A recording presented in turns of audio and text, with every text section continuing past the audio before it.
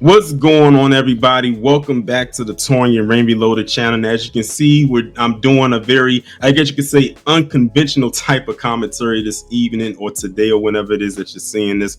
Because as you can see, I have guests with me here right now, and we're going to be talking about something very interesting that we feel needs to be talked about. It could be on this subject, but it actually can go beyond this particular topic as well. But before we get into all of that, let me go ahead and introduce my guests. I have with me to my right, I have Big Chase from the Man Cave 101 podcast. He has been on my channel before a couple of times. Y'all probably just never seen his face because the camera was off. But Big Chase, what's going on? What's up, man? Spread love to Brooklyn way. You know what we do, man. Yo, happy to be here hanging out with my man Torian for a change. He's usually hanging out with us and whatnot. So, we appreciate it. You know what I'm saying? Right. We're here. Let's go. Cool. Exactly. And right down there at the bottom, holding it down, we got Dre Mack from the Dre Mack Show. I don't think Dre has been on the channel before, except for when he came up to speak. And I think he was on your way somewhere. So on my way to work, where I'm always at. On your way busting my knuckles at work, man. I want to talk. I want to talk on the podcast. I don't want to go to work. Exactly. But what I'll do is I'll leave the link to their channels down in the description below. Make sure y'all go and subscribe to them. Y'all know if I recommend it, it comes highly recommended. Y'all know I'm not going to send y'all nowhere janky. But we are here today because we're going to be talking about the upcoming Ironheart series on Disney Plus and how we believe this show has been sabotaged from the jump, and even down to like them releasing the first trailer. Some of y'all out there listening are probably unaware that there is an Ironheart series coming out. And by the way, when y'all see this, because I'm recording this on June 1st and it'll most likely go up on this upcoming Saturday, the show comes out on the 24th of June. Mm-hmm. Like literally that's about almost 3 weeks away. And many people are unaware that this series is coming out, and we believe that this is a sabotage on the behalf of Marvel / Disney. So my take on it before I pass it around is that I'm interested to see what this show is going to be about. This is a show that was supposed to come out a while ago. Like it seemed like it was on the shelf for a while. It was actually, I think it was supposed to come out like the year after Wakanda Forever, because that's when we got introduced to the Riri Williams character, aka Ironheart. But they kept putting it back over and over again. Now it's finally coming out, and I really want to see where this show is going to be. They finally dropped the trailer, and we're going to go into that a little bit later because I have some issues, not so much with the trailer, but how they did it. But anyone else, y'all can jump right on in. Well, I mean, listen, we talk about this at length on the show all the time, and I've been saying it since Black Panther even. There's always this consensus for me that black shows get sabotaged. Matter of fact, this goes before Black Panther, because even with the Ironman, when War Machine became a factor, there's always this drama surrounding black superheroes. We've got Nick Fury, we've got War Machine, but they don't get a spinoff. They don't get a movie of their own. They're always kind of subdued in terms of their power, no matter how strong they actually are. We power them back down, and it's like, listen, we're not trying to steal all the light, but at the end of the day, let's let these characters do what they do on screen. Black Panther is an anomaly to this industry, because I think that they really thought it was going to not do well, and by the time it started doing well, it was too late to put the cat back in the bag, because now it's out. So I don't know. That's just how I feel, like off top.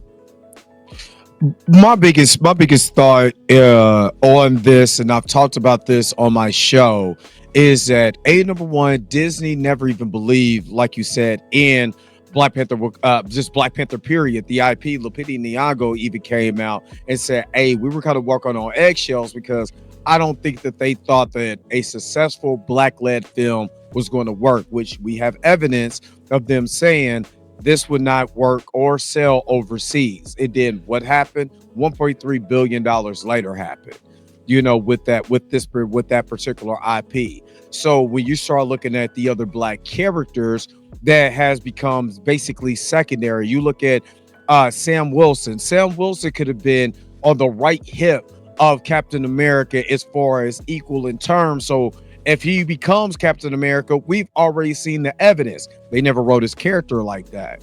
You look at Don Cheadle. Don Cheadle is one of the great black actors of our time. Period. And what did they do in Secret Invasion? He was a damn Skrull the whole time.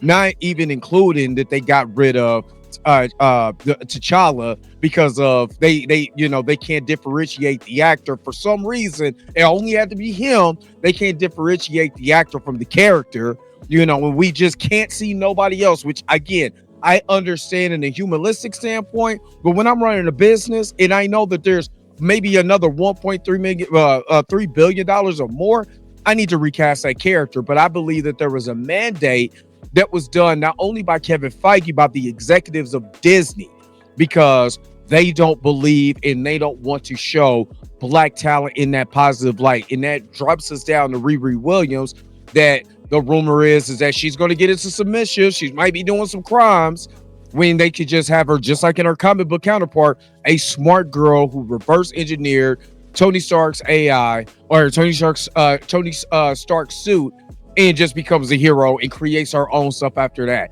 Why can't we just have that? So yes, I believe that they do try to sabotage these black characters. Yeah. Definitely. Go ahead, Chase. I was just saying because he hit on a point that I bring up all the time. And I forgot. D.L. Hughley said once. No, not him. Actually, it was. What's my man? Griffin, the comedian Griffin. Eddie Griffin. Eddie Griffin once said, "It seems like you can't get out clean. Mm-hmm. They always have to find some dirt to put on you, whether it's in the movie or while you're outside of the movie. There's always got to be some dirt on you that will, just kind of smudge up you just a little bit. You can't come out there and be too clean." And that seems to happen all the time. So there's always some drama. The whole thing with the Blade film, this is these are major studios that put out multi-billion-dollar movies, but yet they can't maintain a director, they can't maintain actors, they can't agree on a script, and you can't tell me that that's not sabotage. I said the same thing about Jonathan Majors. Now, if you go back, and I tell people, go back and read the Variety article when they were talking about the changes at Marvel. They were thinking about doing Robert Downey Jr. as Doom way back then. They tried to make the focus of the change was Jonathan Majors, even though everything that was going on at that time, it was just allegations. We didn't have no information about Jonathan Majors, what happened at that particular point when Variety made that article. Variety also made a derogatory article about sinners. So they do that. The Hollywood trades and stuff like that, they do that. Jonathan Majors had a $20 million payday for playing in these films. But all of a sudden, they get a bad review because of Ant-Man and the Wasp of the Quantumania didn't make money. Everybody universally says, well, Jonathan Majors, he was the best part of the movie. Jonathan Majors gets in a really nothing accident. And then everything is on him. This is the reason why we're privileged, because we're firing Jonathan Majors. This is Jonathan Majors' fault. And nobody said anything about Vin Diesel having his cases, Josh Brolin, Jeremy Renner, all these people that they either hired or they got in trouble. The father from Miss Marvel had a serious allegation. But his little fender bender, they wanted to put it on him and say, this is why this franchise has got to go into another direction because of the black man. So I agree with you. And the actor who played a Patriot. Yeah, absolutely. Who plays Elijah Bradley. Yeah, Elijah Bradley. In that whole situation right there. Yeah, Ezra Miller. And for me, the real proof for me was Secret Invasion, because I want you to go through your memory and remember any movie or TV show with Samuel L. Jackson that did not fucking blow. Facts. How could you have Samuel L. Jackson is bar none guaranteed on anything that he touches to go gold, and Secret Invasion did not blow? So that's, if that don't prove nothing to you, I just don't know what to tell you. Because there's no way you can have an actor of that caliber and not have a great movie. It's impossible. I agree. Especially like, you know, this is Sam Jackson right here. So, you know, a lot of like, and like he was one of the people, like, you know, when you was looking at a lot of the MCU films, he was one of the ones that was making like cameos left and right. You know, you didn't know when he was going to pop up, but when he did, his presence, he just has presence. Like as soon as he walks up on the screen, like, it's like, I'm gonna be honest with you, I don't know how y'all felt, but when I was watching Endgame and they had that memorial for Tony, you know, when they put the arc reactor on the water, that was such a sad, that has moved up as like one of the most saddest moments in movie history. But when Sam Jackson, I was literally like in the theater, like, I'm gonna be honest, I cried at that part, and I wasn't the only one that did. I'm sitting there like literally like that, I was there. And then I'm like sitting there in my chair, like literally holding my head down. And as soon as Sam Jackson walked in on that porch, I kind of lifted my head up and was like that. Like, it was just something about him, because I was not expecting him to walk in. But yeah, he definitely did get a raw deal with Secret Invasion. But one thing I wanted to get on as far as with Ironheart that I had an issue with, well, not the show, because we haven't seen the show yet, but more so on the Marvel Disney side, was the lack of promo for this show. They haven't promoted this show for real. The first thing that we ever saw involving Ironheart as far as anything in motion, as far as something visual, was when they put that compilation video together, which was like one big comp trailer of what was to come. And it was only like one of those things, if you blink, you would have missed it. So you kind of had to like see it. We did not get a full length trailer for this show until mid-May. Mind you, the show at the time was a little over a month out on the 24th. It's less than a month away now by the time y'all see this. And what really got me was the fact that I don't think if it wasn't for the people complaining online saying, where's the Ironheart trailer? Where's the Ironheart trailer? It's coming out in June, at the end of June. Where's the trailer at? We didn't even get a teaser trailer for this show. A teaser for this show should have dropped, in my opinion, back in February. Because think about this for a second. We got the Fantastic Four teaser in February. They were dropping trailers left and right for Brave New World. Brave New World was about to come out, and we saw trailers for other things, but we still didn't see an Ironheart trailer. So people were wondering, is this show still coming out, or what's really going on? Like, it was really quiet. And then in mid-May, they finally dropped the trailer for it. And then to add insult to injury, they dropped the trailer on the same exact day that they dropped the official first trailer for Superman. And mind you, James Gunn already locked in that day to drop the trailer. And he said, I'm not moving it. That's the day I'm doing it. And the people at Marvel said, you know what? Instead of dropping it the day before, which they could have done, we're going to drop it the same. We're going to drop it the same day. They literally dropped the Ironheart trailer maybe 2 or 3 hours before they dropped Superman. We already knew that the Superman trailer was going to dominate, because that is a highly anticipated film coming out this summer. No one was going to care about Ironheart. And I said, when they did that cut into Ironheart's engagement and views. And then it was one of the things, like, if you're a reaction channel, if you did not watch or get the reaction of Ironheart before the Superman trailer dropped, you weren't reacting to it, because once that Superman trailer dropped, that's all people paid attention to. I don't even think the Ironheart trailer trended on Twitter. The Superman one did. It didn't. It was, in what you're saying, that it was funny, because I was supposed to go back and make a Superman trailer reaction, talk about it or whatever. I couldn't. For the simple fact is that so much backlash after. Now, it got traction for the wrong reasons. Oh, definitely. But it got a lot. It got all those dislikes, but we know who that came from.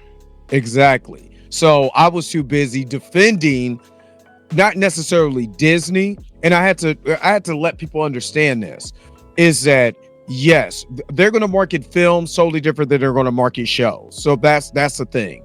At what I would have done if I was Disney, I agree with you. Throw a teaser trailer out there in February to get people to remember, we got this movie coming out.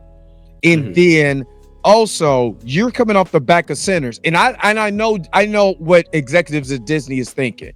If we really promote Ryan Coogler, everybody's going to go to see his movie over at Warner Brothers. Do we really want to do that? Even though we got a show, will we sacrifice this show? And catch what I'm saying. Will we sacrifice the integrity of this show to promote one of our in-house directors? Yep. Because he's an executive producer on here. I would have went ham. Like, this is the guy who just did Sinners. Sinners is right now. Ryan Coogler was hot in April. Ryan Coogler was hot in May. I'm dropping everything, all the behind the scenes of Ironheart. I'm giving y'all that all now, little by little, because I know the success of that movie is there. So by time that trailer is supposed to drop, I'm dropping it, like you said, the day before, because I'm just running off the momentum of just Ryan Coogler being hot right now. You know what I mean? But they decided not to, and it's going to suffer.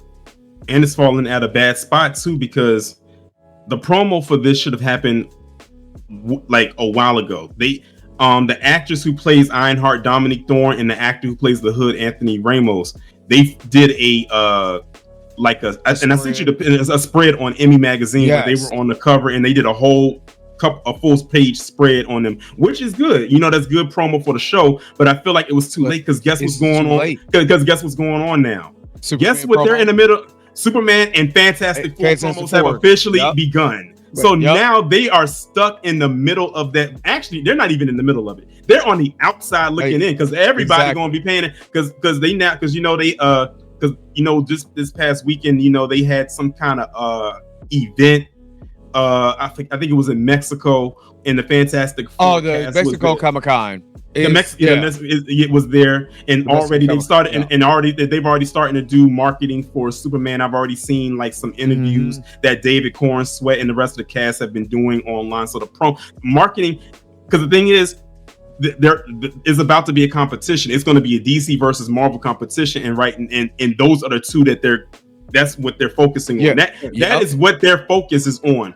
Their focus is on Ironheart. It is not on Ironheart at all. It's like I said, no promo, and it's coming out in a bad spot, because even though it's coming out before and then on top of that, even outside of Marvel, guess what comes out a couple days after Ironheart, 3 days after it? The last season of Squid Games. Right. Oh yeah. So people gonna be focused on that, because the thing was on that, but people gonna be focused on that. So it's coming out at a very bad spot. Well, and its lack of promo. Well, yeah, I mean, listen, devil's advocate, number one, we understand that Marvel at this point is closing out all Avengers related stuff. So, a lot of these shows that are coming out now are wrapping up, because it's now the chance to transfer over to X-Men. Even the Fantastic Four is a hub into the mutants era and whatnot. Yep. It also kills off the Young Avengers, which we all thought was a thing when we saw Hawkeye and all of that. So we thought they were building Young Avengers. So then that kind of was getting killed off. They're just not a priority, and I don't think that they have the investment that we have as as fans and as audience in cinema with this character. Ironheart came along. Obviously, Ryan Coogler understood where this thing could go, and at the end of the day, man, I just always feel like they want to slide the scale. They see you going too far, too fast. We just talked about Jonathan Majors. Jonathan Majors had like 4 or 5 movies that were absolute bangers in a year, and had 3 or 4, not including the Kang, on deck. On deck, yep. And it's like, if you start getting too much momentum too fast, I always say this, there is an unwritten understanding that somebody is going to slip the thumb off on you and bring you back down, because they cannot allow you to get up that much momentum. At this point, he was poised to be one of the most highly paid actors, period. Not talking history, not talking current, I'm talking period. He was well on his way. And so, And on top of that, to go back to even with Jonathan Majors, as far as Kang goes, do you remember how excited a lot of us got when we found out that the next Avengers movie was going to be called Kang Dynasty? Oh Loki. Really think about this for a second. When we got the Avengers movies, the only one of them was named after a character, and that was Ultron. It was Age of Ultron. Yeah, the rest of them was Avengers in the Age of Ultron, but then they had Infinity War and then Endgame. It wasn't called Avengers Thanos Infinity War. It was just called Infinity War. This one was going to be called Avengers Kang Dynasty. That showed you right there, this movie was going to be encapsulated almost 99% around him. Like, they was getting ready to create this around his character. That was going. I remember how excited a lot of us got when we heard that was going to be the title of it, and then of course, Secret Wars.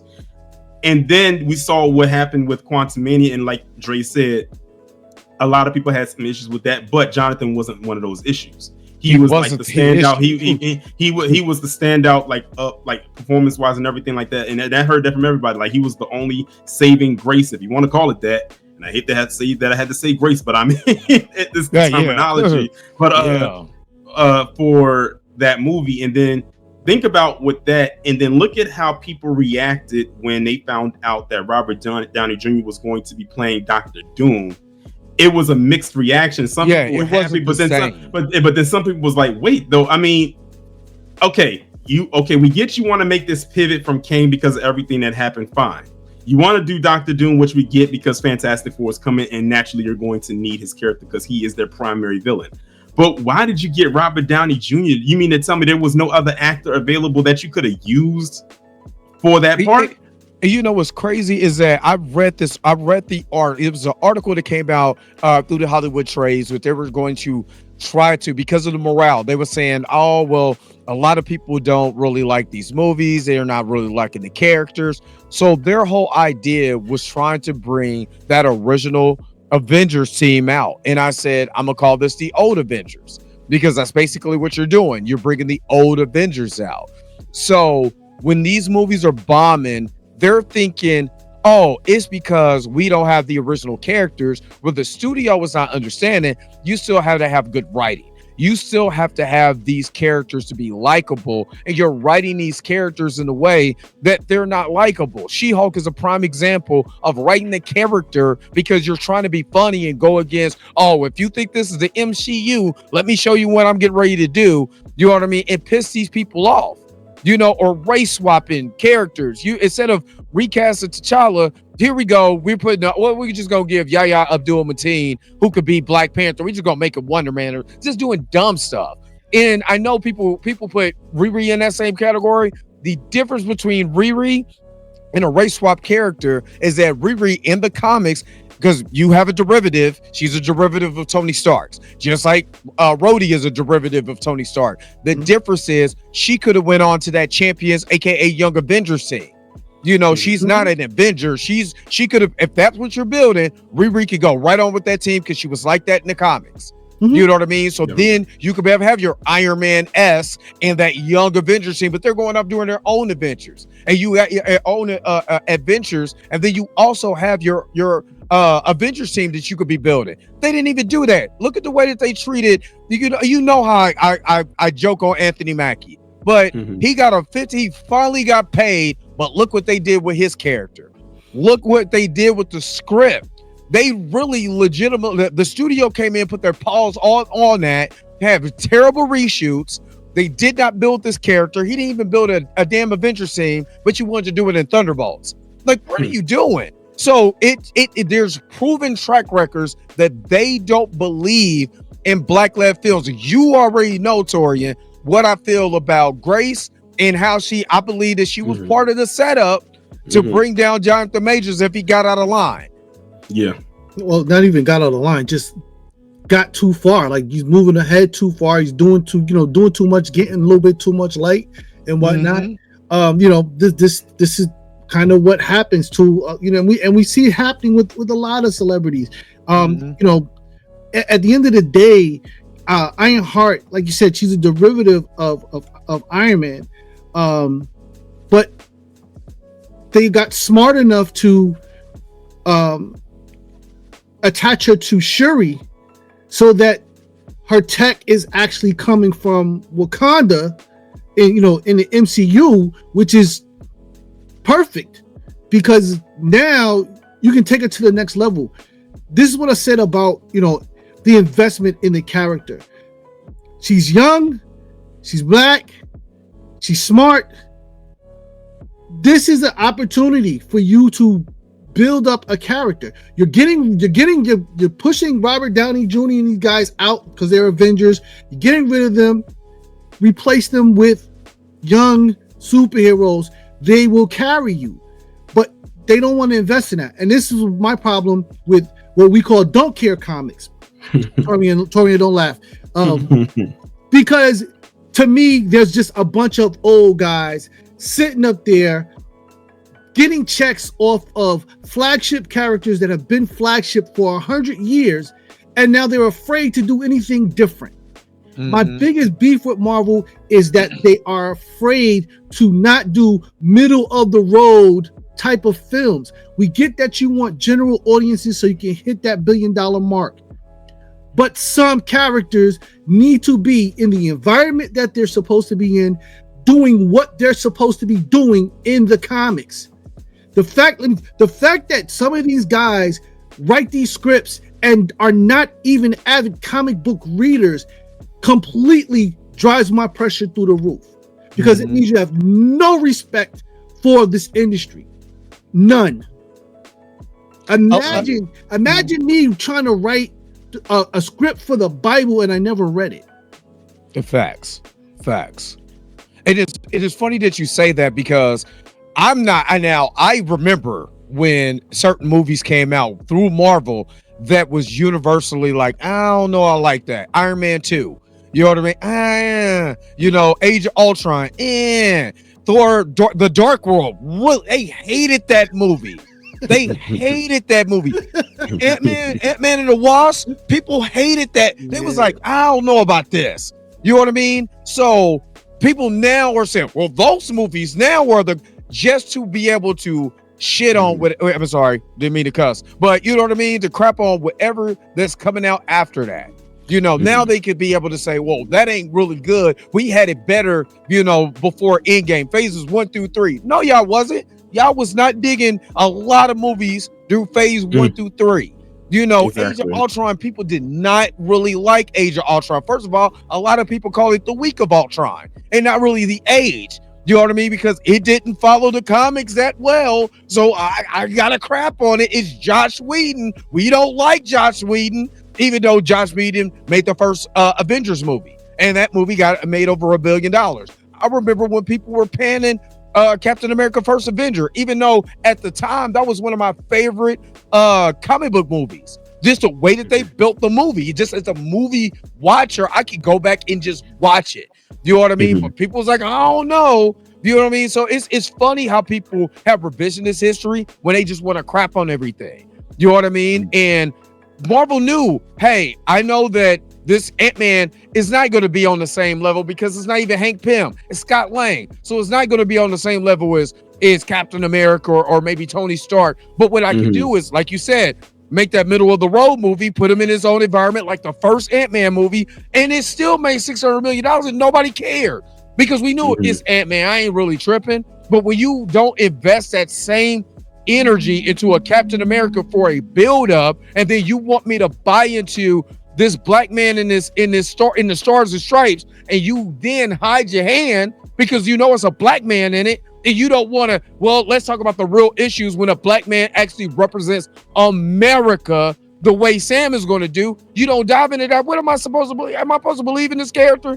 And then you're going to be like, well, if you don't believe in this character, we ain't doing no more black characters. What? It doesn't make sense. Yeah, it's almost like they try to do the whole one and done thing. Like, oh, they're not going to go and support us, so we don't have to do anything further. Which goes into my next point Domonique? When it comes to Ironheart. Yes. The lack of belief that they have there. Yes. And the way that I said that is because of how they're dropping the episodes. This show only has 6 episodes, and they're dropping they're dropping the first 3 on the 24th, and the last 3 the following week. Like, it doesn't get a chance to be a week-to-week thing like all the other shows. Not so like that Daredevil. shows you, not like Daredevil, not like Agatha all along, not like She-Hulk.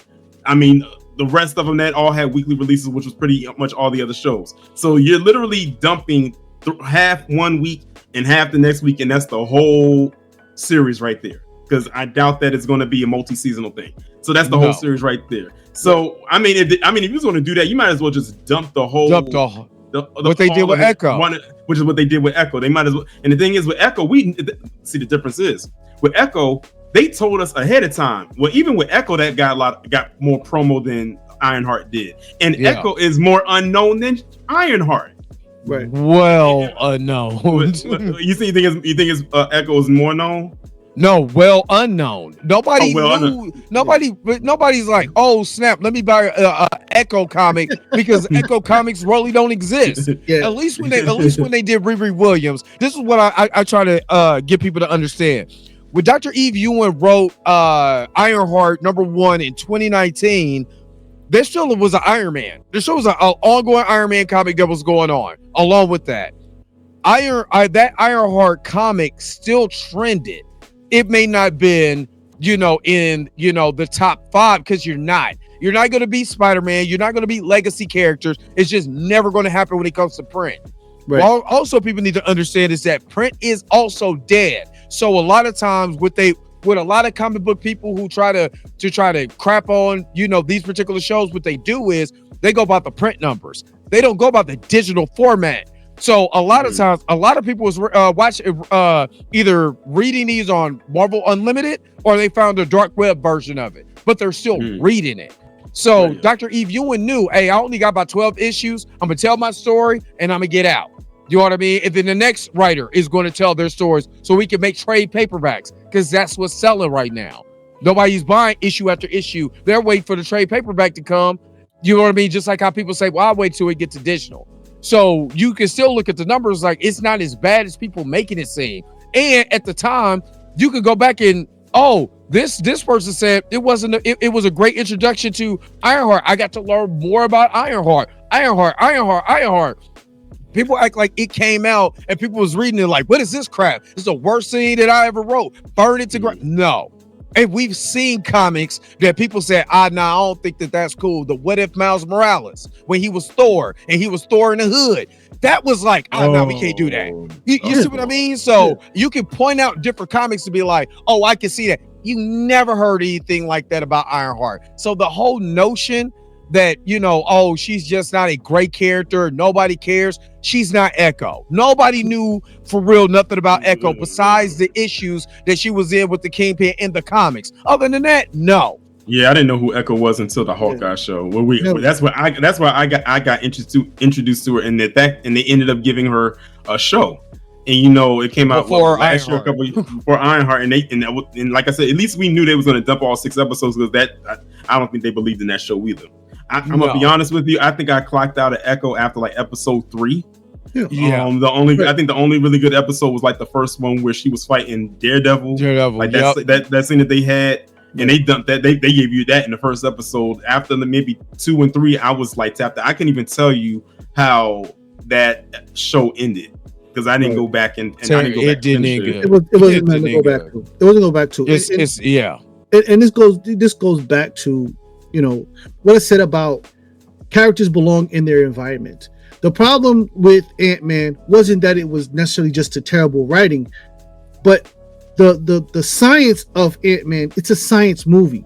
You know what I'm saying? The ability to shrink down in between molecules and actually end up in other dimensions and universe. It's a science movie.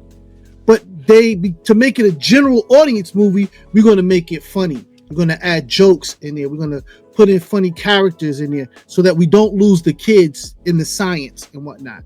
Yeah.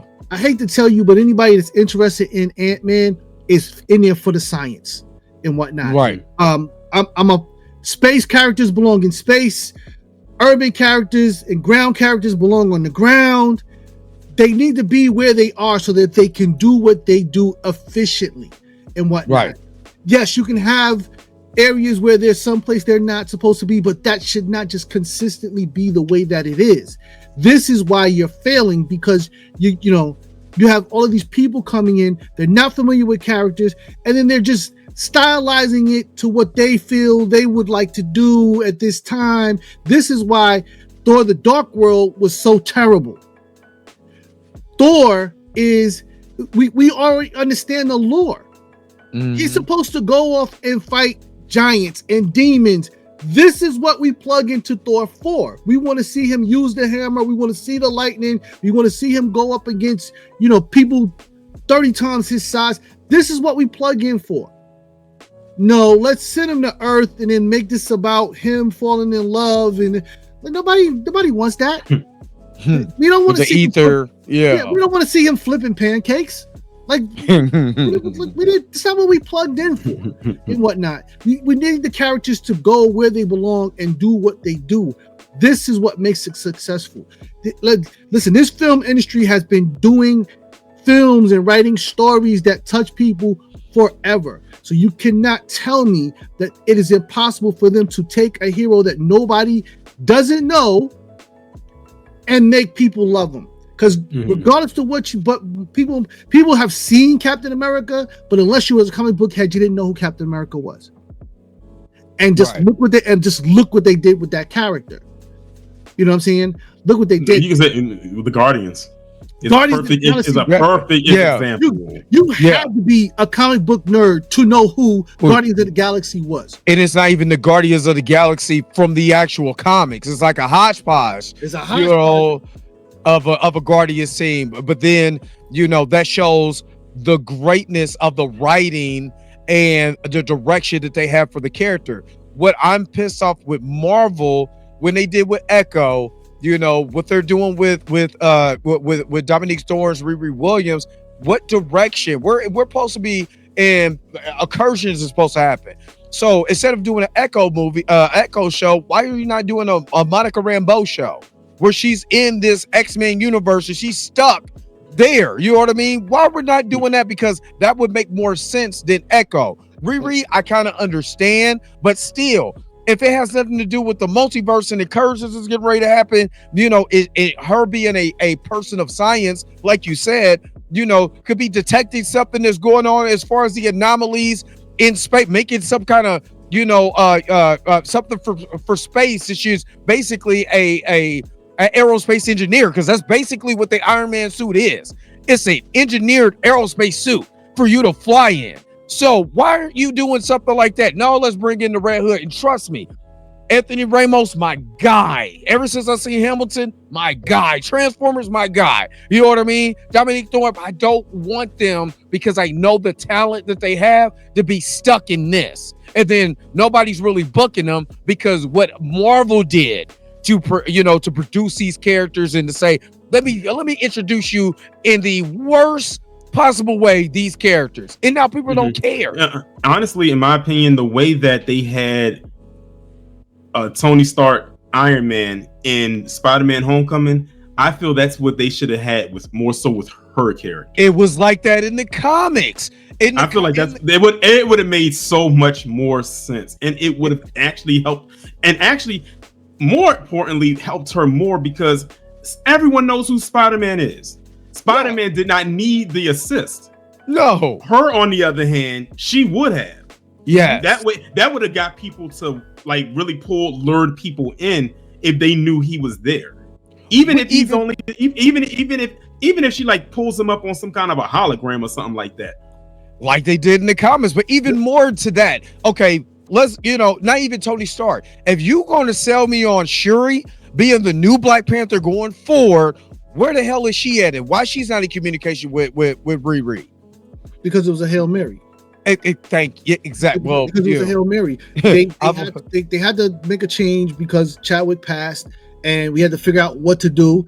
And so everybody sat there. I personally sat in the conflict. I did not want them. I wanted them to recast T'Challa, but not before the next movie came in, because the audience, Wakanda was so Black Panther was so unique because it touched audiences in a way that most movies, I haven't seen people connect with a movie like that since a movie that came out a long time ago called Hair.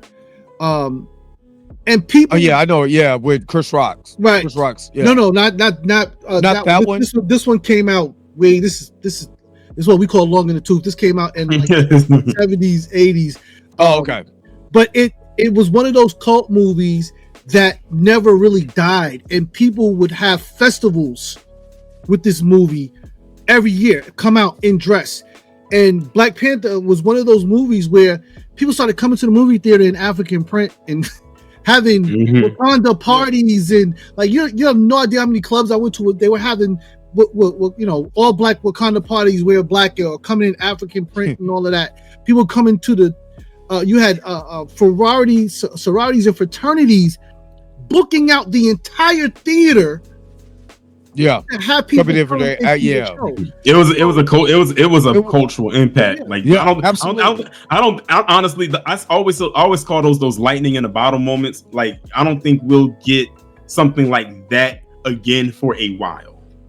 It doesn't because you have to not see it coming, and then when it comes, it just charges people's emotions and whatnot.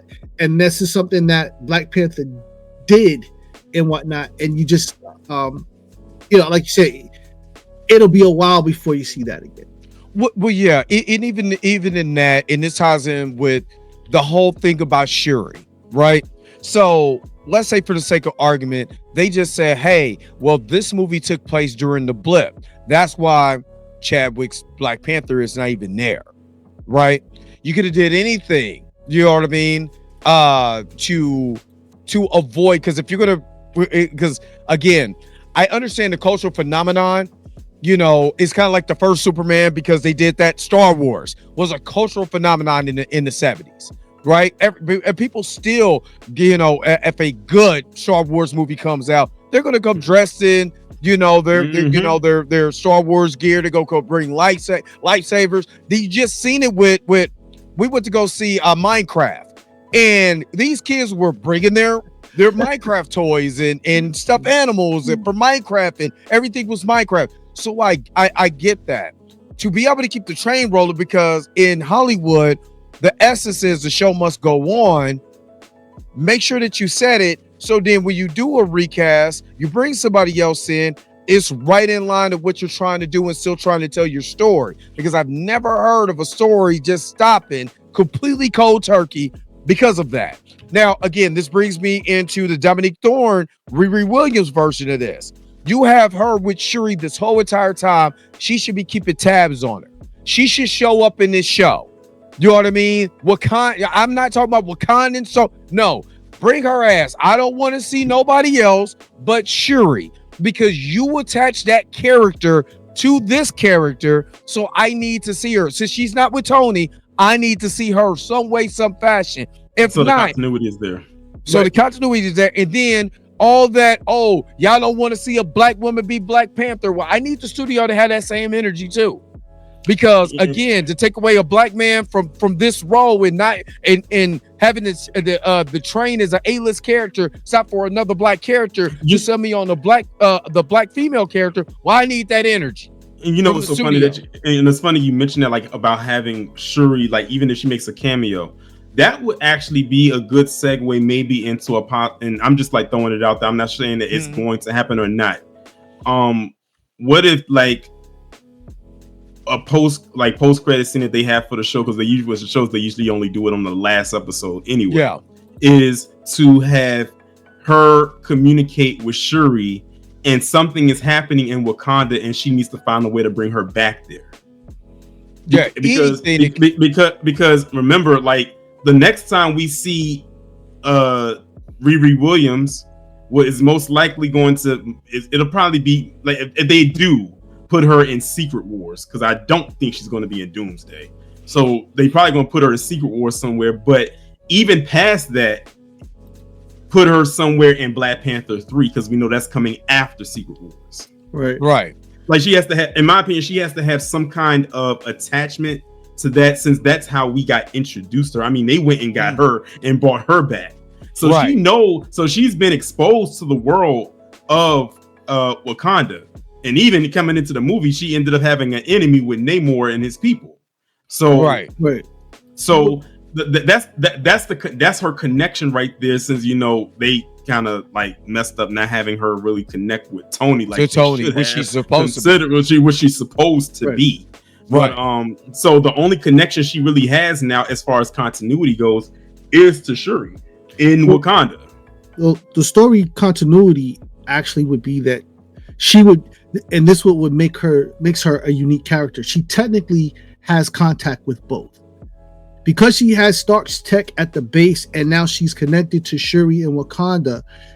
Even though Tony's no longer here, the other guy with the curly hair, the one that was with Spider-Man when he got the what's called suit, the mech suit that he gave him the you're talking about Happy Hogan. So Hogan at this point is the replacement. I'm glad you said that. I'm gonna go. Oh, no, I'm sorry. Keep going. My bad. Yeah, but Hogan is now the replacement, because what they did was basically put him in line to mentor new superheroes coming in who are using Stark's tech and whatnot, because that's what he was doing with Spider-Man. You know what I'm saying?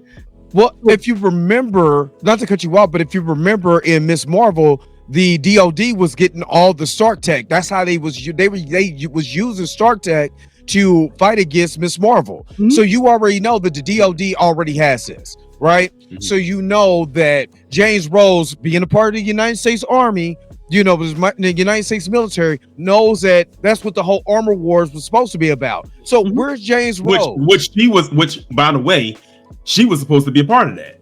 Exactly. Riri Williams was supposed to be a part of that. That was going to be that was going to be her next time being on the big screen. Exactly. And I always said, if they made it, because in not Age of Ultron, but in what was it? Which movie was it where Tony Stark gave away the funding for MIT? That was it. Age of Ultron? No, it was. It was Age of Ultron, because that's where it was Civil War. In Civil War, where he was giving away all the stuff to MIT because he's an MIT grad, right? Just like they did the flashback to show you Mysterio, making the tech for the barf, have Riri Williams be the recipient of that award, so you can have that at least a direct attachment to Tony from that. There's so many ways that you could go do that. Will Marvel do it? I think not, because showing Riri doing crimes and and all of that stuff is more important than storytelling, so we can be able to actually care about this character. Besides, black people get in trouble. Black people were 98% more likely to go to jail than anybody else. I don't give a shit about. I'm sorry, Toria. I don't care about that. You know what I mean? I don't care about that. We almost 50 minutes into this. Yeah, tell the story that's cohesive to this, so it's not just black people doing crimes and now I gotta care because look, this is what we do. You know what I mean? It's just I mean, listen, we listen, let's in terms of of telling a story, we understand that everybody has an arc. So you start at one point, you end up at another point. So we're not saying the that hero's journey, that she can't have gone rogue or something and did some wrong things. So I don't want nobody to get it twisted, like we got but Ironheart is not that character. She's not one of those characters. You understand? Exactly. She is a kid that comes from modest, background, but she's smart and she's in school. So we don't need to have her like stealing a pair of Jordans or some nonsense. Like, that's just stupid. We don't need that. They even alluded to that in Wakanda Forever when they first went to go to MIT to find her. What was she doing? Collecting the money for someone who was trying to stiff her for a project that he paid her thousands of dollars to do. She said the first time we see her, she telling something like, "Look, payment due. You supposed to owe me this at this time for putting this project together for you." And she has like a whole bunch of stuff going on. They go to her room. She got stuff in her room. She got a whole warehouse where she got her mock suit at. She got blueprints all over the place. That just shows this woman, like this young lady, is very intelligent. She shocked Shuri and Okoye with how intelligent she is. Like they was probably like, too bad you ain't a true Wakanda, because we could have definitely used you in our nation, because you are very very like Riri is so smart. She's practically she practically can out. What was it? Didn't she say something in Wakanda Forever that her professor had gave her a bad grade because she was smarter than they were? Yeah, she's an MIT genius. You know what I mean? She's a genius. She was a genius at 14. That's when she went to, in the comics, she went to MIT at 14. You know what I mean? And Torian, you post a lot of, black men and women who are out here getting scholarships. I'm talking about 36 scholarships from all these schools because of how intelligent they are. Yeah, it's funny you say that, because I had posted one the other day where it was these 3 young black boys who got their associate's degree while they were in high school. So they're getting their associate's degree and their high school diploma at the same time. And their GPAs range from 4.6 to 4.7 between the 3 of them. Nice. Crazy. Talk about and the reason why I highlight those is because we know mainstream media is not going to talk about it. So when I get a hold of those, I put that out there because it's not fitting the stereotype. And that goes into my next point. They are upset with this character because she's not fitting the stereotype. Exactly. He is what they would consider to be the anomaly, which is crazy. And I'm glad you brought this up. All right, remember in Ant-Man and the Wasp and the Quantumania, Ant-Man's daughter somehow, some way, is able to open up a portal to the multiverse, into the quantum realm, to try to get Janet Van Dyne out. She's the one who opened it up. But it's out of the realm of possibility that a black woman could make a flying suit. Well, we already have the Japanese doing this in Gundam for years, but the black woman makes a suit, and then it's an anomaly. You got somebody who don't know nothing about quantum mechanics that literally hacked Hank Pym. And the crazy part about it is, what Riri is doing is more realistic than what Ant-Man's daughter did, because there is no quantum realm to go to. At least with what she made, that actually could most likely definitely be made. It's probably being made right if it hasn't already been created. There was a young black man who made a mech suit. You know what I mean? Who made a literal mech suit that made you like 30 times stronger than what you are. The dude is on like YouTube and Instagram showing his suit.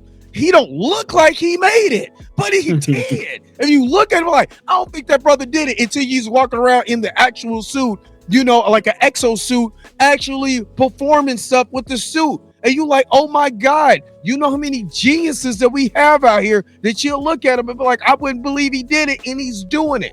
So it ain't the realm of possibility. It's just when the biggest, the racist, the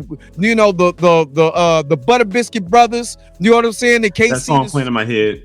You know what I mean? Who can't see a black woman doing nothing else but twerking, you know what I'm saying? And being a baddie out here. This is what we got, and there's plenty of people that's like that, and it's so crazy that we can believe. No, go ahead. I think that's another reason why, going back to Black Panther, why a lot of people like that movie, because even people who never watched, when Black Panther came out, it were people who never saw one MCU movie up until that point. But they went and saw that because it was refreshing to not see a stereotype on screen. You talking about a black man who was the prince, but then now he's becoming the king of a nation, and he's a superhero. His sister is very, very smart and intelligent. She's helping to create all this tech for him and the world that is Wakanda. They live in a nation of royalty. Vibranium is the wealthiest mineral in the world. Everybody's trying to get their hand on it. It's isolated from the rest of the world. It has not been colonized. And it was to the point where people were saying, man, I wish Wakanda was real. But how would I get in? How do I get one of those intellect tats so I can get in there? Exactly. No, people actually, you had to remind people that Wakanda was not real, because that's how big it was. Yeah, people honestly in their mind subconsciously thought it was real, and we can get esoteric and say, well, it's, as you think, so shall you be. But we had to remind people that Wakanda was not a real place, that it was created. It was, it comes from a comic book or whatever. But it touched people in such a way that, and I think that the visual of seeing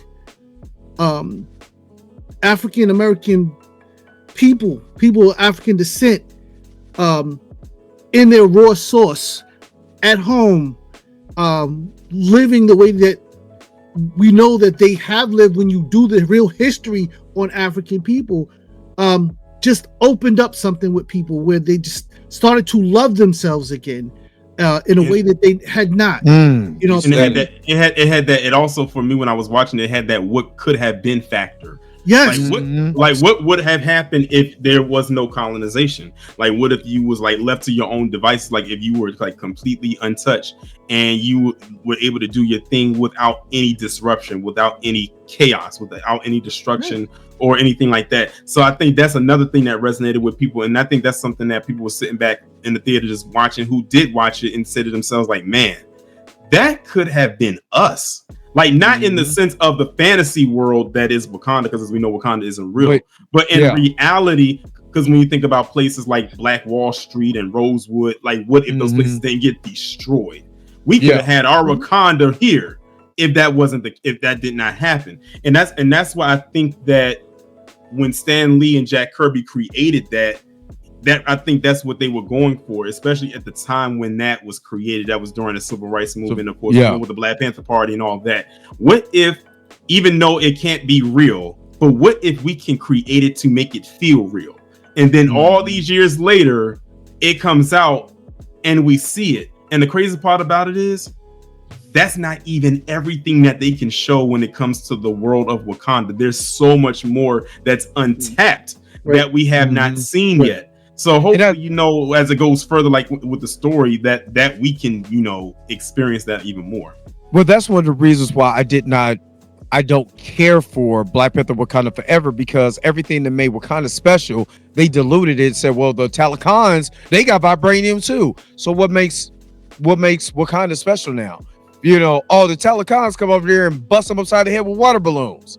This is supposed to be one of the strongest nations. That's what water balloons. Yeah, it just knocked them upside the head with water balloons all day. It did flooded their country.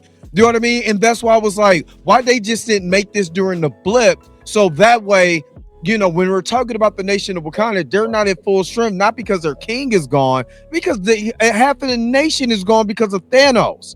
You know what I mean? We don't have the same military. You can explain it more instead of being emotional about we lost Chadwick. We can say, well, how can I be able to make this make sense? So if I'm gonna bust these people upside the head with water balloons all day, at least this makes sense, because they're not they're not formidable, because half of their country is gone and their king is gone along with it.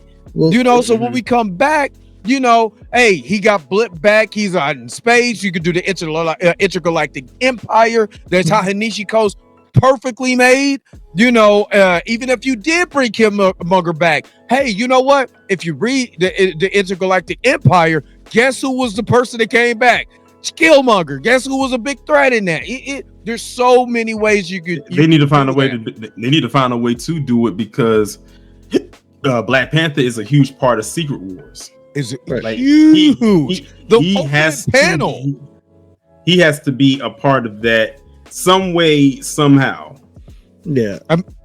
So that's the only thing is that. But again, we're talking about Disney, Song of the South, Disney. We're talking about Disney, Dumbo, Disney. I won't even let my kids. If my kids are watching them, I don't want to watch that mess. You know what I mean? Why? You know what I mean? You want me to jump in Jim Crow too? Nah, I'm not watching that mess. You know what I mean? Because of the history of Disney, they seen that and they freaked. They like, okay, our investors wasn't expected. We will take the money. But I'd be damned if you show black representation like that. It's not going to be a franchise. We ain't going to make this like a regular thing that we just do here. Like, you know, that's why I said. That's why I brought up the point where you've seen this Black Nation and what it could have been, and all the feels that we had, just reminiscent of what could have been. And then they turned around and was like, "Oh, I'm gonna make Talakhan," which at they originally wanted the Talakans to be black. You know what I mean? They wanted them to be West African. You know what I mean? So when Killmonger tells a story, that could coincide. Well, the Talakans are the ones that jump from the ship. They you know what I mean? Well, the ones that jump from the ship, they merge with the Talakans then, and now we got these West Africans that's fighting against Africans. Let's think about if Namor was a black. Now we got more black on black crime, basically. For misunderstandings.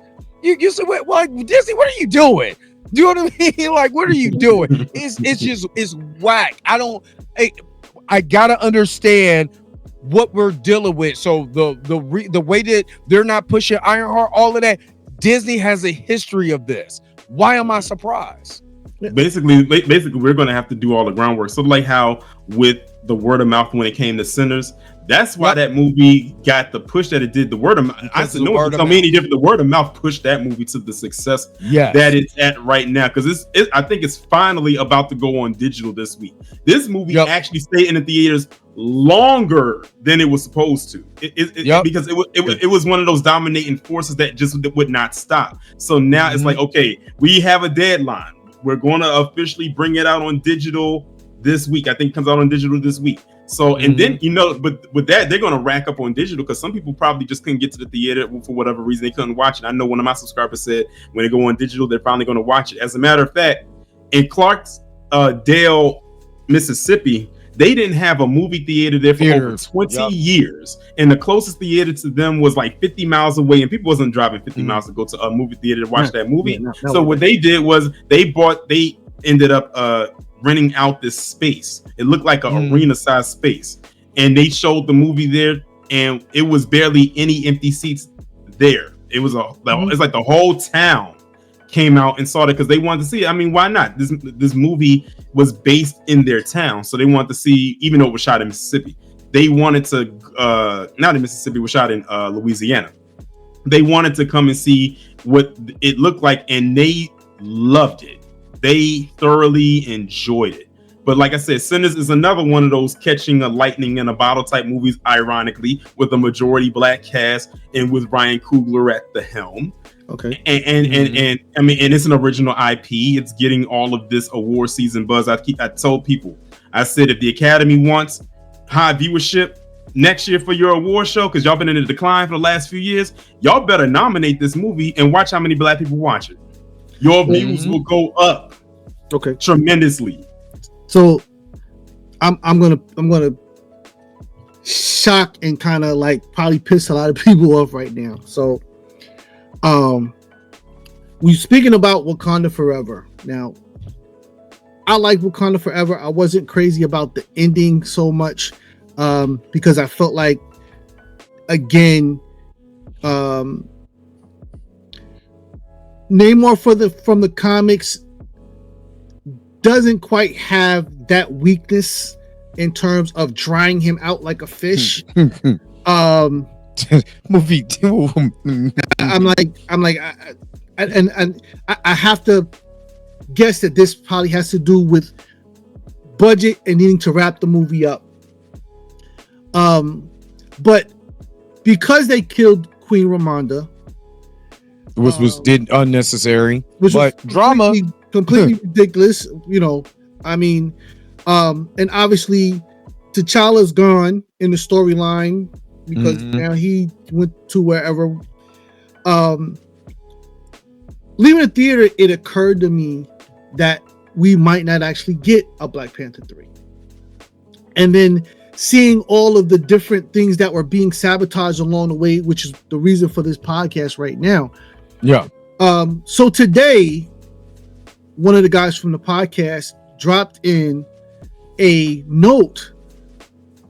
Now, I don't know if it's true, so I'm just going to just say right now that it's rumor, but there's rumor that Warner Brothers is planning to go forward with Sinners Universe movies without Ryan Coogler. I haven't seen that. I haven't seen that.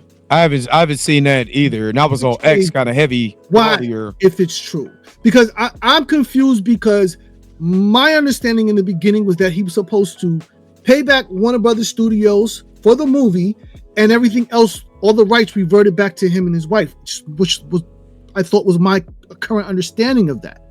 He signed like it was part of the contract that he was doing, where he would get upfront profits for it. So it's not like he had to wait for the movie to turn a profit for him to finally get paid. So he got instant profits instantly, part of his contract. That's why they kept trying to make a big deal out of it, even though he's not the first person to do it. But you know, and then they said after 25 years of Warner Brothers having it, he would get all the proceeds from the movie after 25 years, which of course, what I said when I did a live about it, will most likely be a bit more beneficial for his children, because by that time, by 25 years, we'll expect that Ryan Coogler has made tons of movies by that time. Right. But because I believe his wife is pregnant right now with their first child, and and they tried to make a big deal about it. But what you're saying, I did not hear about it. Now I did hear that they were trying to want to do a Sinners 2, but Ryan said that he did not make Sinners to be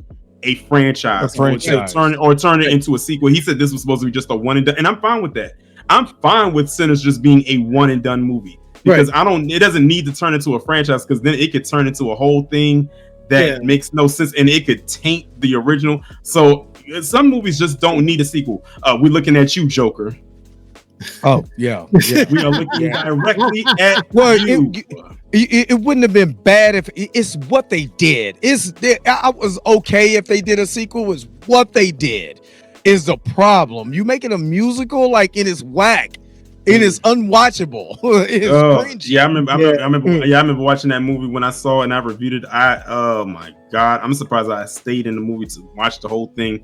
That was a hard watch. That went in my top worst movies of it was last year, 2024.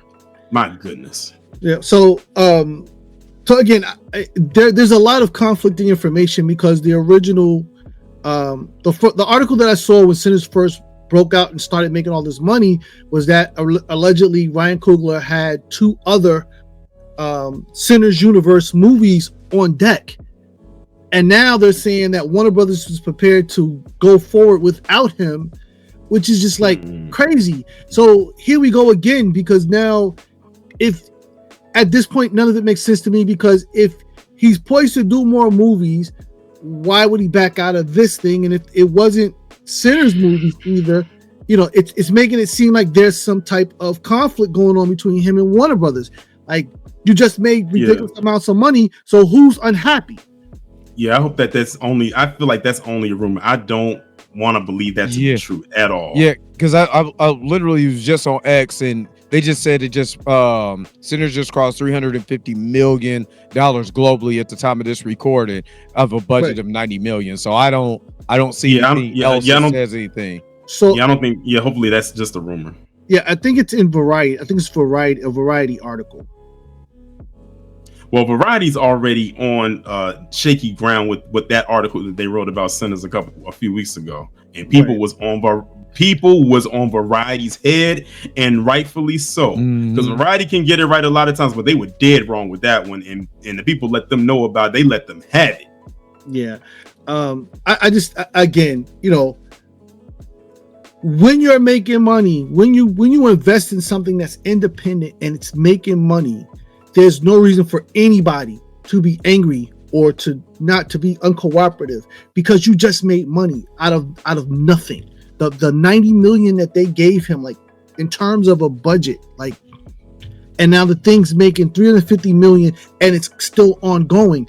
There's no reason for you to be unhappy here.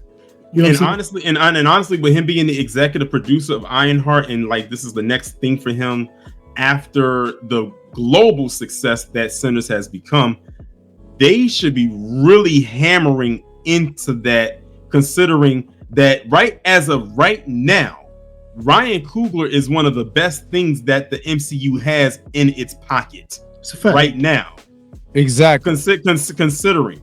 And the thing about it is, he was able to go to their competitor and do an original IP for a movie that should have been Blade, but they messed that up.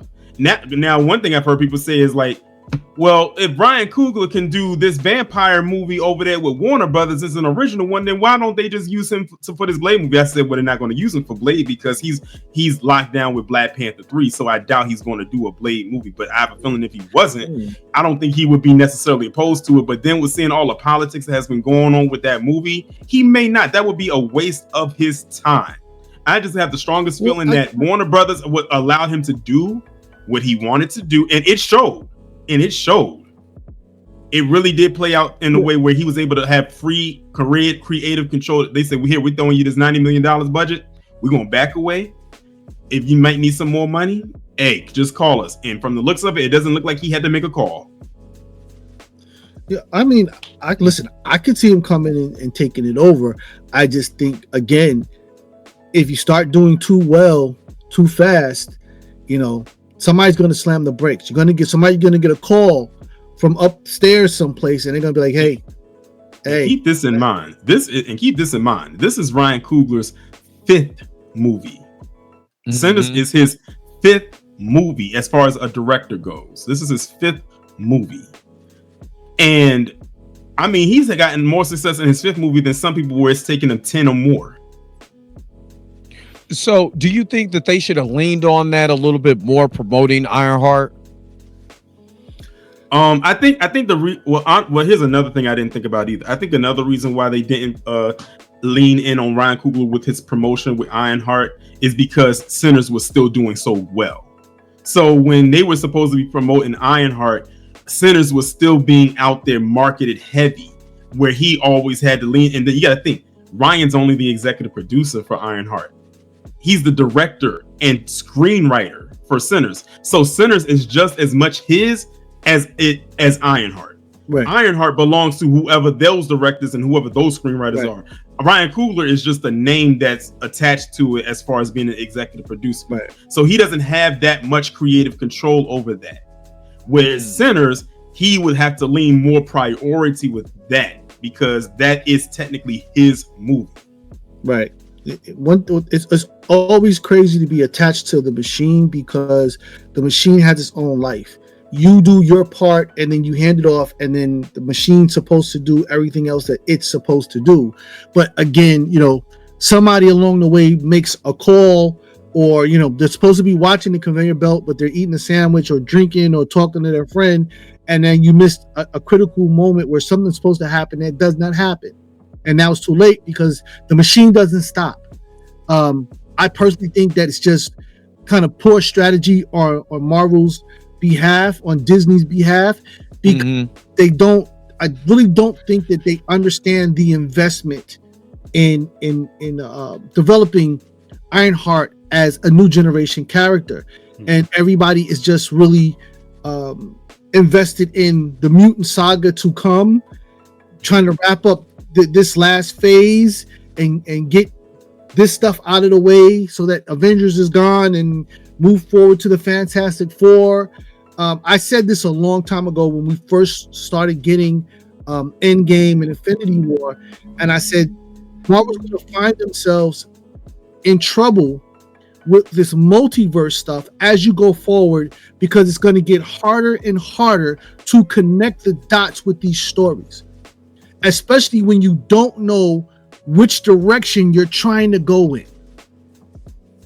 I was definitely excited with Kang, because Kang brings about a story that includes the Fantastic Four, their son, Doom being the Galactus. descendant. Yep. You know what I'm saying? So this is where we were all expecting to go. Mhm. Exactly.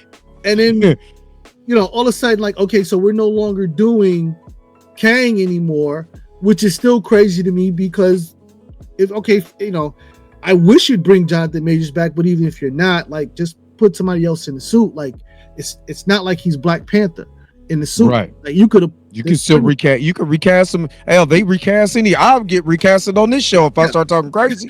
So recasting ain't nothing. You can recast. It's not hard. But yeah. It's like, okay, we're just gonna wipe him out completely and erase the fact that and that's how I felt like when I first found out that they was gonna have Black Panther be in the MC. I remember when they did the announcement because that's when they had Chris Evans and Robert Downey Jr. on the stage, and then all of a sudden they put Black Panther on the screen. The crowd went crazy, and then they still didn't. They put a long time for that character to be on the big screen, and still people didn't know who it was. And then out walks Chadwick Boseman. This was when Chadwick was like fresh off of 42. And like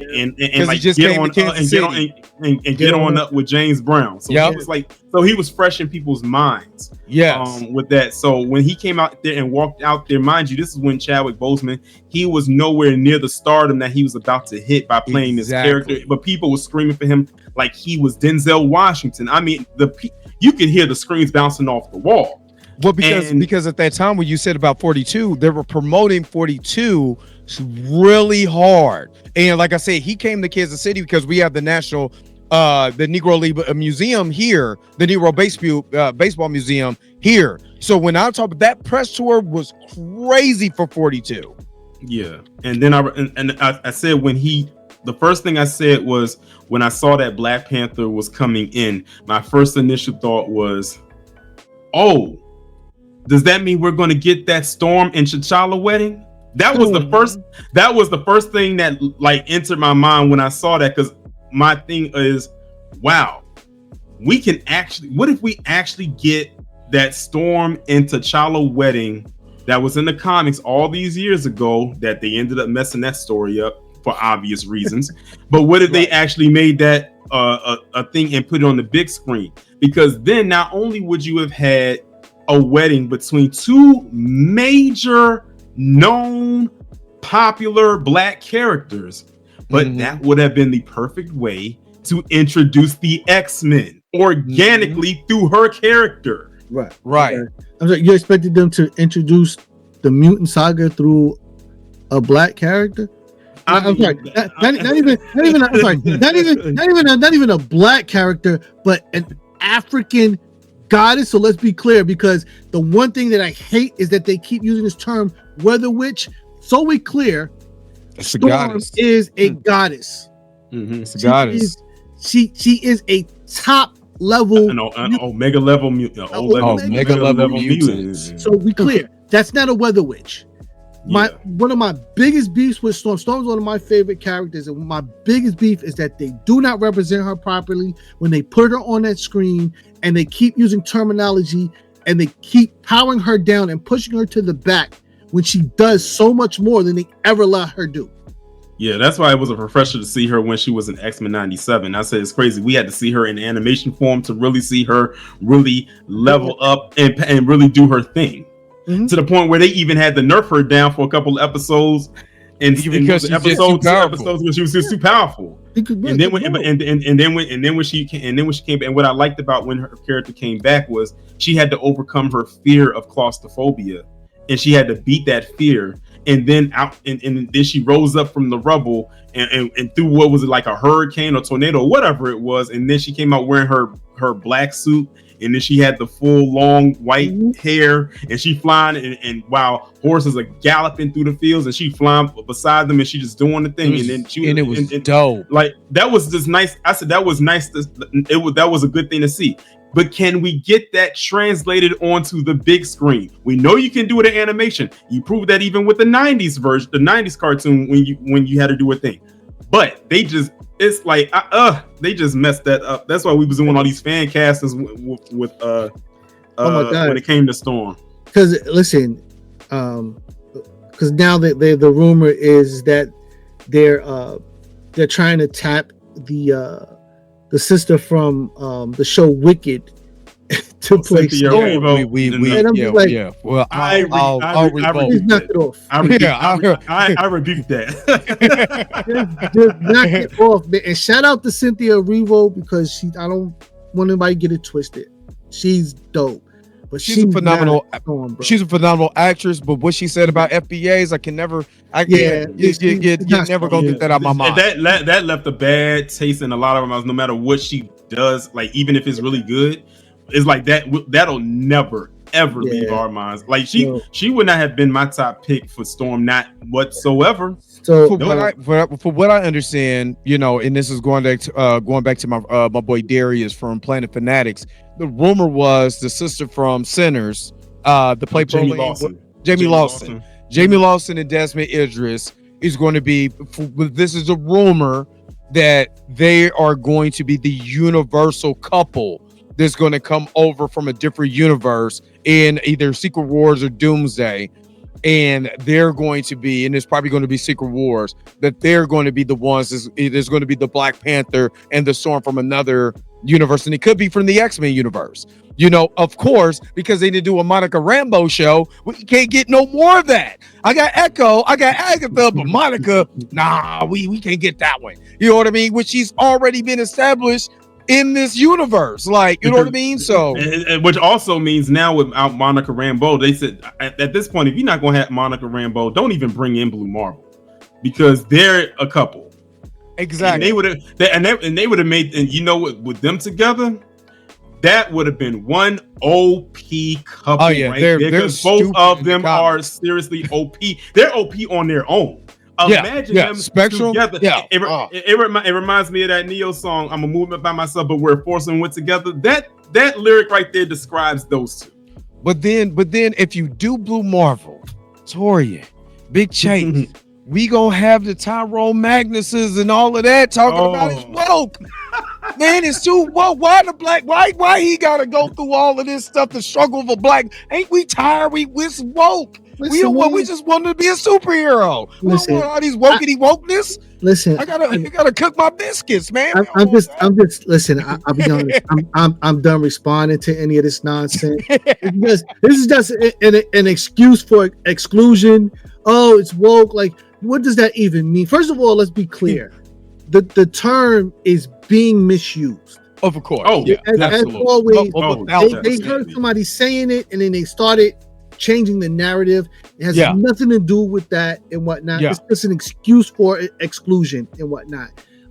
So I'm not responding to that because at the end of the day, I'm not apologizing for showing up and representing. That's just exactly. What it is. And because now, but don't forget now, because it's gone from being woke. They see too many black people. Then they're gonna say we got black fatigue.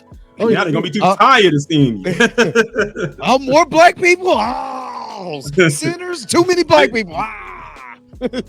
One person. They say one person is acceptable, but two people. Oh God, that's way too many people. That's my black quota. That's way too many. We filled our black quota for today. Yeah, listen. It's crazy because a friend of mine shot me a meme that was talking about how we have this feel like we have to be the only one. And, I had to respond and remind him that it's not just that we have to be the only one. We have gotten the unspoken word that only so many of us can get through. Mm-hmm. So everybody wants to be that one for that reason, because they keep saying that there's not enough room for 2 and 3 of us to come through at a time and whatnot. So, there's that. Yeah. But before we get up out of here, because we've been on here for almost an hour and a half, but you know what? Like I said, when you have conversations like this, time is, irrelevant. But before we get up out of here, what are your expectations? Like, okay, let me put it this way.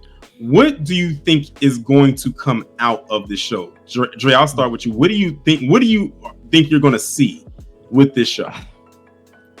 The only reason why I can't answer it properly, and I say for a hypothetical way, because I don't know what's going on. They haven't gave me enough in a teaser and enough in the trailer to be able to say, okay, definitively, I kind of got a feeling.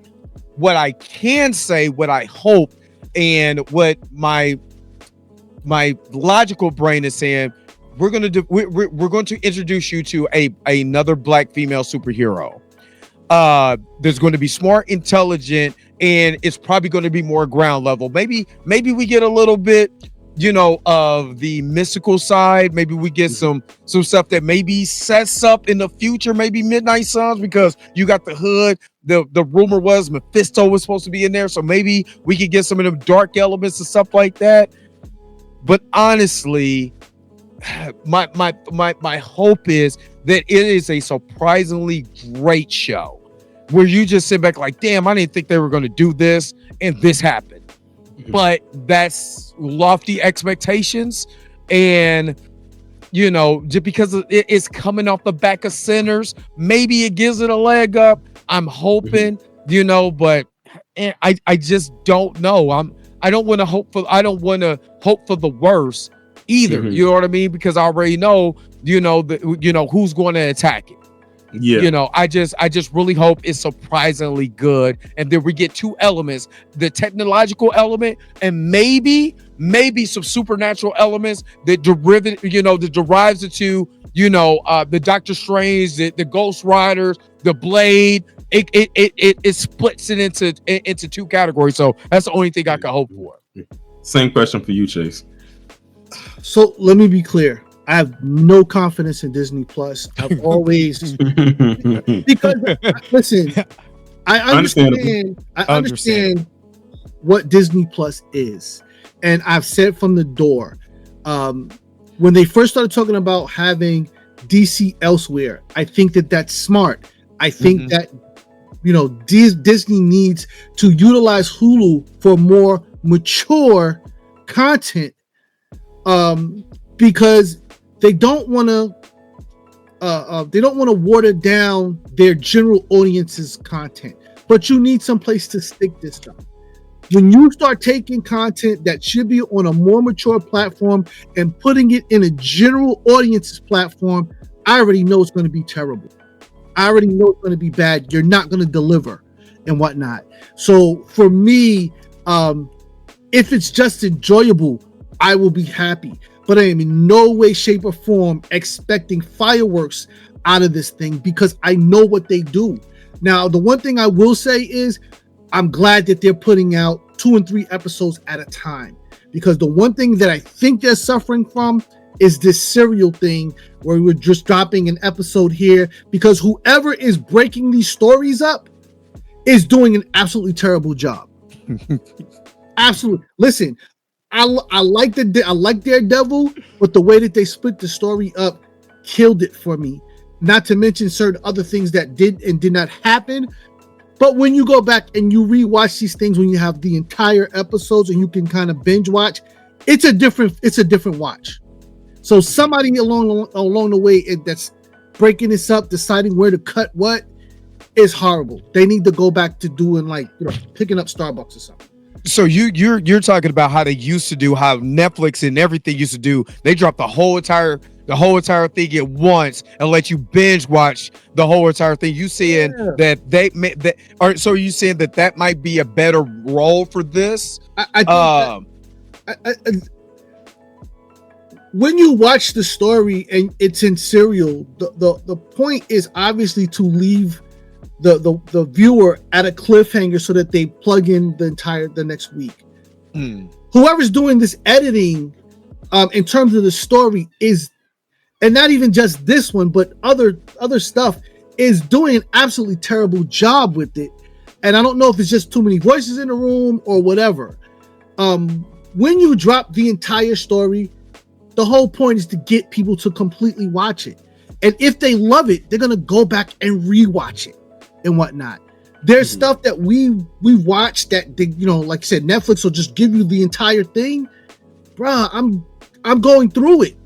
I stayed home once and completely watched like a whole 10 episodes of something, and then It doesn't stop you from going back and I need to see that episode again. Y'all need to see that one episode with the fight again. So it's not like you're only going to get one watch out of it. And also it's just like, if I watch it and then it's a bad episode, a filler episode, well, I might not come back for the rest. Because I might be like, oh, that's terrible. Like, The Last of Us is suffering from that right now. For those that watch The Last of Us, where they killed Joel, and ever since they killed Joel, they've been suffering from viewership because, people were invested in Pedro Pascal, and they don't like the direction that the rest of the show's going. So, well, for me, I want the show to do well to prove all the haters wrong. Yeah, I want that for me. I think that's where I'm sitting at with this. And like Shay said, it's Disney Plus, so you got to take it with a grain of salt. I want this show to do well. I actually do plan on reviewing the series as a whole after they're done. So that's one benefit for me, because then that means I can watch it one week and then I can do a review the next week, because they knocking everything out in 2 weeks. So like that actually that makes it easier for me. It sucks for me because I go by episode by episode by episode. And you got for you you got to do 3 episodes. 3 episodes one week and 3 episodes the next week. They trying to kill me. I might be on my show for 3 hours. Yeah. So that's I think in that aspect is good for me. But like I said, I hope that this show actually proves people wrong. Like I hope it's a sleeper hit, because a lot of people are already going against it for whatever reason or another that it is. And I hope that it's one of those things where, okay, y'all saying this now, but we'll have you spinning the block. Because remember, a lot of people had a lot of stuff to say about X-Men 97. And what happened? They was watching it every week. I'm not going to say their name, but Dre, you already mentioned them about 20 minutes ago. So right. But so that's pretty much where I'm at with it. So let me ask you just real quick. What would you think, what could this show do to just blow everybody out of the water? I would say just tell a good, solid story. Make sure the writing is on point. Make Riri a well-rounded character. Even though you're only doing it in 6 episodes, we got introduced to her in Wakanda Forever, but she was just more like a side character, or what you say you call her a MacGuffin. So let this be her. Let this be her grand entrance. Like, let this be the official introduction to her. I'm gonna be honest with you. When I looked at the trailer, that white suit looks pretty dope. Yeah, that white, black, and gold suit that she has looks pretty dope. Even that scene where at the end where she's running and the suit attaches to her, it kind of gives me that Tony Stark type of thing where the suit comes to him and it starts attaching to him. So I get that. I get the Iron Man-esque thing from her when that happens. It looks like it's going to be a pretty decent show, but I'll just leave it right there, because, and I'm gonna be honest with you, even though I'm gonna review it, and even though we want the show to do well, I'm gonna still critique it. I'm gonna like whatever, because I'm gonna not be biased because it's a black led show or it's a black female character there. I'm gonna still be critical of the points of it where there has to be critical, because you don't want to be biased, because if it's something bad, then you say what's bad. But it also, on the flip side, to all of those individuals out there that are saying things like this, like against it and everything like that, if the show is good, will y'all have the balls enough to come out and say you were wrong? That's the major question. Will you say that you were wrong about this? Because a lot of people are already harping on, it's going to be this, it's going to be that, but the show hasn't even come out yet. You don't know what you're going to see. And we know why. You need the clicks, you need the views, you need the engagement. We already know how your grift works. But if the show comes out and the show is at least 85% good, minus the last 15%, you can say whatever you want to say about the 15%. Will you properly critique and judge that good over that bad? I'm not holding my breath. They won't. Right. And I'm not holding my breath. And just answering Dre's question, for me, they have to allow her to be the clever person that she is. What everybody that's screaming about woke and claims to love Iron Man so much, what they don't understand is that if you love him as much as you claim that you do, then you would have to understand that he's not going to choose somebody who is not up to snuff. So if you love Iron Man for what he does and how he does it, and he chose a protege, then you have to expect for that protege to take what he does to the next level, because he has at that point mentored them and taken them to a certain point. So I would love to just see her do clever stuff with her science, with her brain, with the suit, obviously. Mm-hmm. And they even kind of teased it a little bit in the trailer when she had to get herself out of that elevator. Exactly. But for me, to answer my own question, what would take it over the top is the hero's journey. I want her. I want her to start off badass, and then she hits rock bottom as far as like going against some type of foe. And I don't want the foe to be I'm broke. I want that foe to. Exactly. I want the Turtles aspect, and the reason why I said the Turtles, the TMNT, the 1990 TMNT movie, when they went up against Shredder, all four Turtles got their ass kicked. Do you know what I mean? And how do I overcome this? I want that, so I'm caring about the character. I done seen this character do this, that, and the other. They fell down because they don't believe that they can be able to do it, and they overcome this. We see it with Spider-Man and in Spider-Man Homecoming. You know, we've seen it with other characters, you know, throughout the MCU. We've seen it with Tony Stark. So I need that character to lose in a way where you like, damn, Superman's trailer. You see Superman beat up. Who did it? You know what I mean? Now I'm invested because this is Superman. Who did? I need that same thing with Riri. Who did it?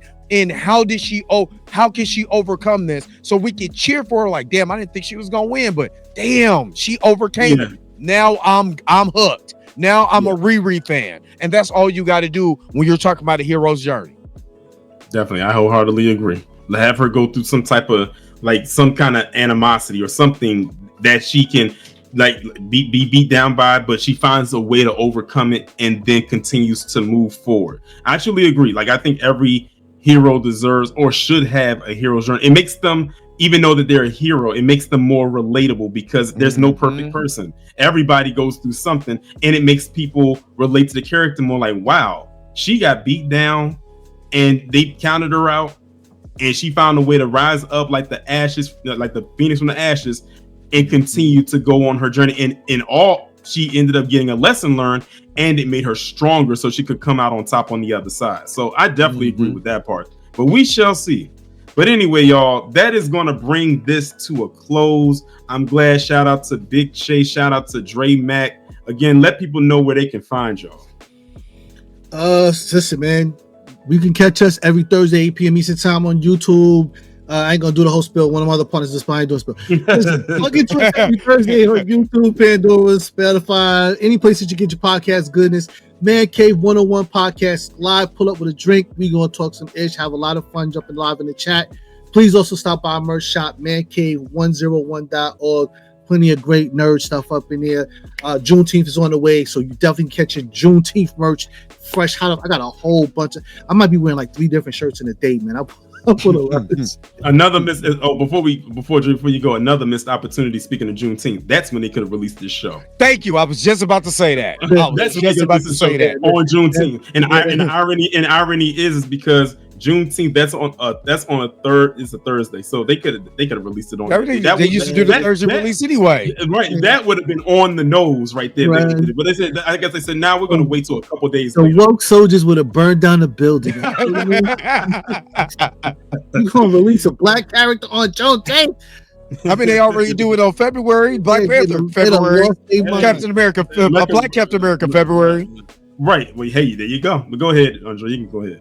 But of course, this is your man, Dre Mac. You can catch me on the Dre Mac Show Monday through Friday, 8:30 Eastern, 7:30 Central Time, 8 a.m. in the morning. Live streams every day throughout the week. And also the Blurred AF on Monday nights at 8 o'clock Eastern time. Also, if you want to catch me on social media, you can go to the Real Dre Mac on X, or the best place to actually hit me up at is the Real Dre Mac on Instagram. But I live stream every morning. So if you want to get your nerd in, you want to have some fun, you want to get the smell of the butter biscuits, come and holler at me then.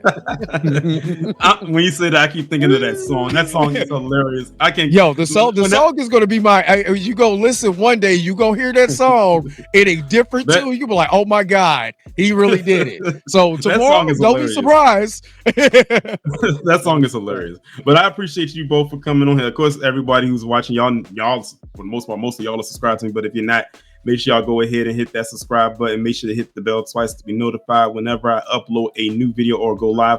I will be sure to link all of their information down in the chat. Make sure y'all go and subscribe to both of their channels. Make sure to run those numbers up as high, as fast as possibly. This will most likely, hopefully, not be the last time we have this type of discussion. I think this is